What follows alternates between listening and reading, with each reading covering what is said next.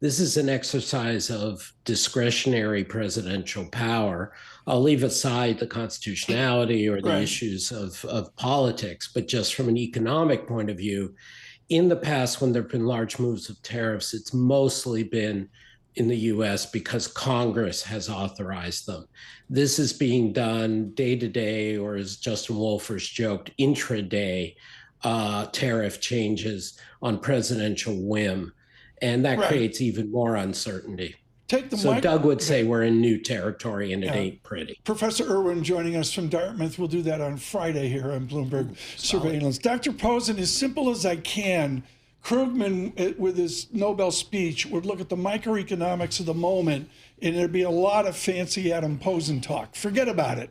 What's the deadweight loss for our audience right now, our audience in Winnipeg, our audience in Wisconsin? What's the deadweight loss given all of this? On the order of $1,000+ a year for the average household, higher for lower income households. And that doesn't include the hits to retirement funds or the going forward, the lower opportunities because investments getting chilled. Direct hit is on the order of $1,000 per household.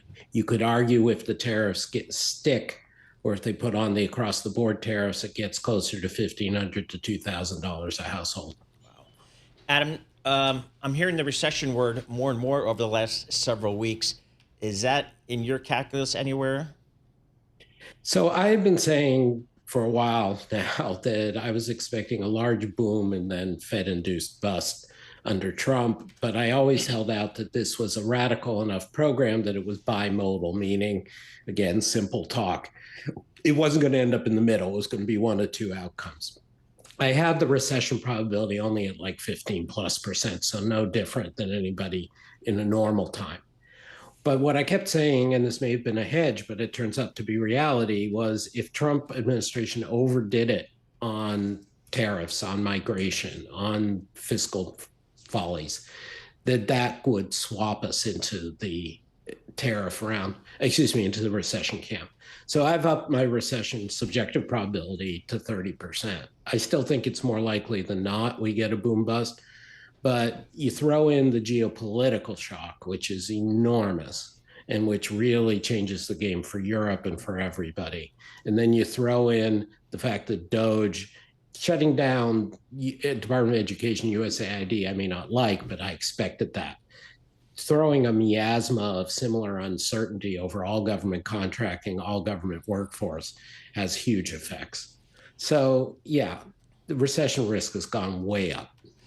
From some of President Trump's policy people, we're starting to hear more and more discussion that what the president is aiming to do is to kind of reshape the U.S. economy to bring more manufacturing back to the U.S. And some folks are concerned that that's kind of counterintuitive to what we've experienced over the last 50, 60, 70 years of more of a globalization and at least in the U.S. economy, a focus on the services part of the economy. How do you view this potential policy shift for the U.S.?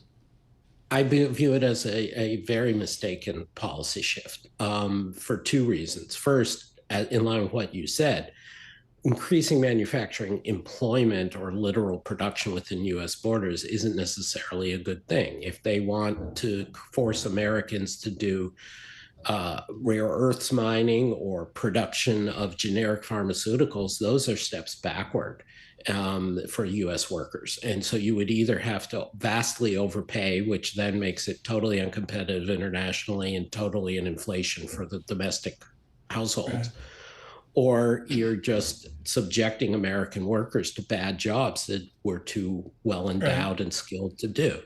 The second reason, though, is it's just not going to work. My colleague Robert Lawrence, who's at Harvard and Peterson Institute, had a book out last fall called Behind the Curve, which I think established brilliantly that even if you fantasize about going back to 1958 and a bunch of guys getting to be big breadwinners for their families with no education, which there's reasons you might like that, it's just not going to happen because the total taste of the world and the movement of technology, Right. forget globalization, has made it impossible to create large numbers of manufacturing jobs of that sort. So it's a bad goal.